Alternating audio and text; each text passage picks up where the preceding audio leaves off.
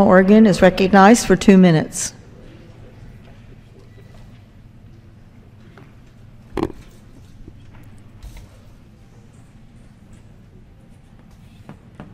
Thank you. Let's talk about what's not in the Ryan budget. The Federal Highway Trust Fund, which funds all highway, road, bridge, and transit projects in the United States of America, will be exhausted sometime this summer. A number of states are already delaying or canceling major projects, and there'll be a flood of states doing that after the trust fund goes belly up. For next year, under the Ryan budget, there will be zero federal investment in roads, bridges, highways, and transit, despite the deteriorated state of our infrastructure, for somewhere between 9 and 11 months until we pay our past bills, and then there'll be a little trickle. Meanwhile, bridges will be falling down, people will be driving through potholes, delayed in congestion. We'll lose over 1 million construction, manufacturing, engineering jobs, and will have an impact on hundreds of thousands, millions of other jobs across the United States of America, not even to begin to talk about our lack of competitiveness with the rest of the world. Now, the Ryan budget does address this in a rather novel way. So the trust fund's going broke. Probably what we've done the last couple of times we got to that point, we said, hey, transportation's so important, we transferred some general fund money over. The Ryan budget says you cannot transfer general fund money over to transportation. It must go broke.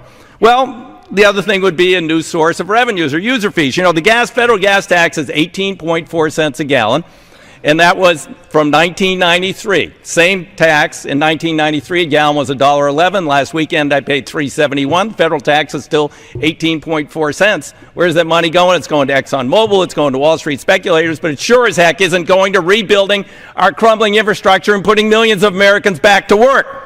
Under the Ryan budget, we're going to devolve the federal transportation. What does that mean? It means we're going to have a 50-state and territory federal transportation policy. You know, we actually tried that once. This is 1956. Brand new Kansas Turnpike.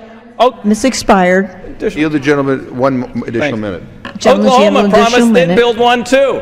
Well, they didn't have the money. They said, sorry guys, can't build it. This is Amos Schweitzer's farm field. For 3 years, people crashed through the barrier at the end here and went into his field until Dwight David Eisenhower, a Republican, passed the National Highway Transportation Bill with a trust fund. That would be undone by Paul Ryan. He says states can opt out. They don't even have to collect the 18.4 cents federal tax. They can do whatever they want with that money.